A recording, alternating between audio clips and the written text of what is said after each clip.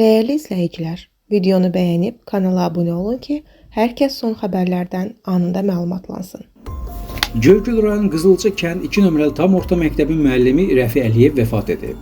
Xəbər verilir ki, ilki məlumata görə Rəfi Əliyevin səhhətində ciddi problemlər yaranıb və o dünyasını dəyişib. Qeyd edək ki, mərhum 1-ci Qarabağ müharibəsinin veteranı olub.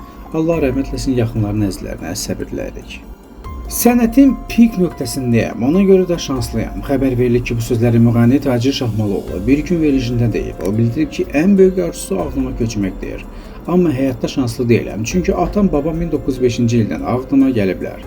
Dəfələrlə müharibədə olublar. 1988-ci ildən qaçqın düşdük, evimiz məhv oldu. Amma prezident şəhidlər və qazilər sayəsində Qarabağ qayıtdı. İndi itirdiyim Ağdam yoxdur, xarabalıq gördüm.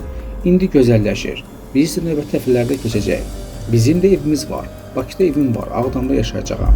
Bu arzumdur. Mənim arzum yurdumda yaşamaq, ağaclar əkməkdir. Ağdamda yaşamaq xoşbəxtlikdir. Hər yer dağdır.